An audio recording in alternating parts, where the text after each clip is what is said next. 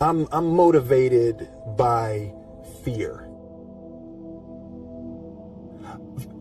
Fear of fear. I hate being scared to do something. It's very simple. This is what I believe, and I'm willing to die for it. Yeah. Period. You can't be scared to die for the truth. The truth is the only thing that's ever going to be constant. And you can't fear what might happen to you if you were to tell the truth. Because what happens to you if you don't tell the truth is worse than telling the truth will ever be. The first step before anybody else in the world believes it is you have to believe it. There's no reason to have a plan B because it distracts from plan A. And I think psychologically, the advantage that gives me over a lot of people that I have been in competition with in different situations is it's difficult to take the first step when you look how big the task is. The task is never huge to me. It's always one brick. I believe, and I learned very young, that you don't try to build a wall. You don't set out to build a wall. You don't say, I want to build the biggest, baddest, greatest wall that's ever been built. You don't start there. You say, I'm going to lay this brick as perfectly as a brick can be laid. There will not be one brick on the face of the earth that's going to be laid better than this brick that I'm going to lay in this next 10 minutes. Yeah. And you do that every single day. And soon you have a wall. And soon you have a wall.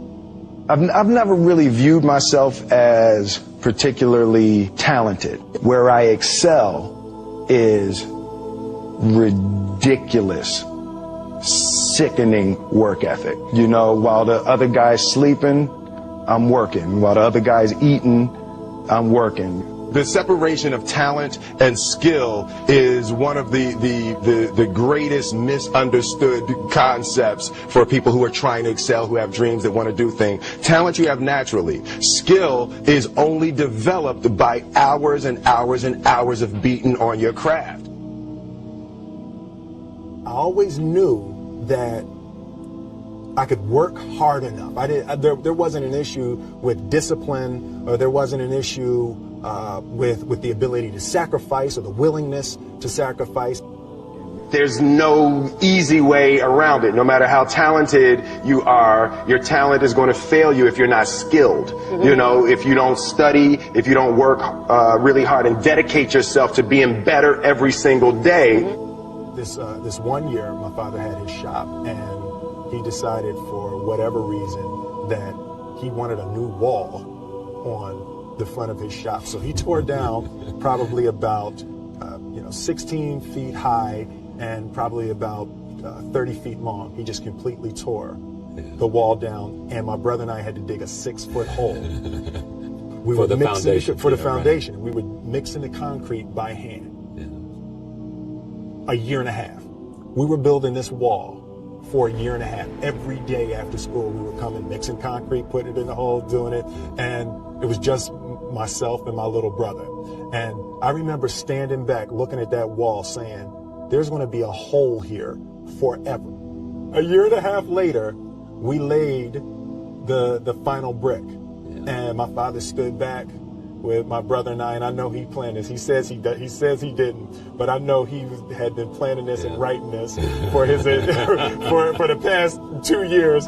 But we stood back, we looked at the wall, and he looked at me and my brother and said, "Don't y'all never tell me that you can't do something," and walked into the shop.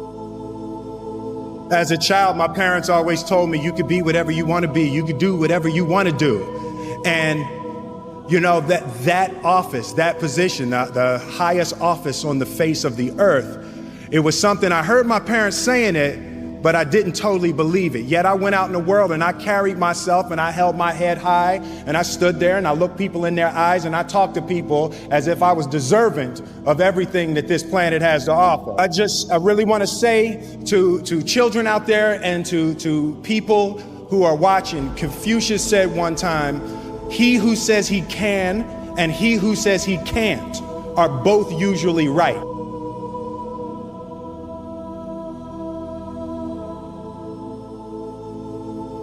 having the opportunity to study greatness. Anytime you have that opportunity, there are certain intricacies that will make clear who you are. It becomes that much more clear who you are. The definition of who I am is very clear to me, and it also redefines who I want to be. In that I know for a fact that I'm stronger than I thought I was.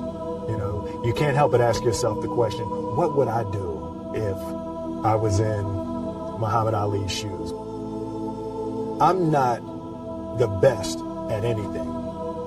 You know what I mean? Eddie Murphy is funnier than I'll ever be.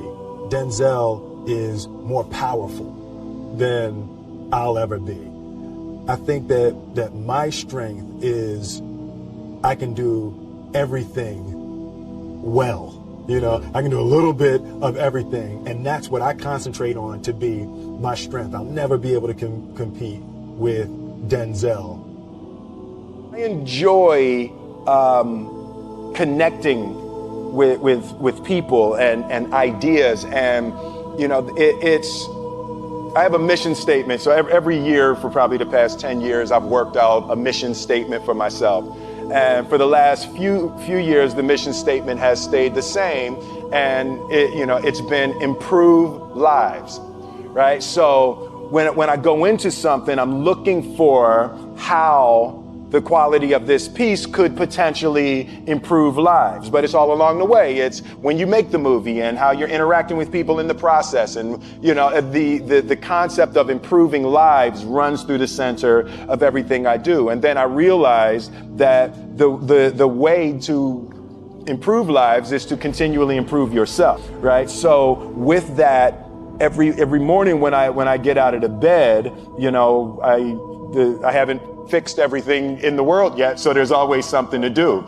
I want my life, I want my work, my family, I want it to mean something. If you are not making someone else's life better, then you're wasting your time.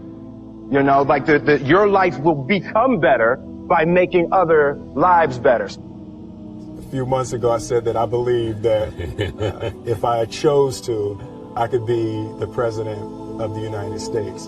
And I think as I've had a chance to intellectualize why I said that. And I think that there's a certain delusional quality that all successful people have to have. You have to believe that something different than what has happened for the last 50 million years of history. You have to believe that something different can happen. The one thing that I truly tried to communicate in the interpretation of Ali is the complex simplicity of greatness. And how greatness is not this wonderful, esoteric, elusive, God-like feature that only the special among us will ever taste. You know, it's something that truly exists in all of us. Loss is bound to joy. Like pain and suffering are bound to joy. The being able to survive something is actually a big part of being able to find that next wave of joy. You appreciate smaller things. I hated being scared, you know, that I didn't want to even take the meeting. I just hated that being scared to do something. And I think what developed in my early days was the attitude that I started attacking things that I was scared of.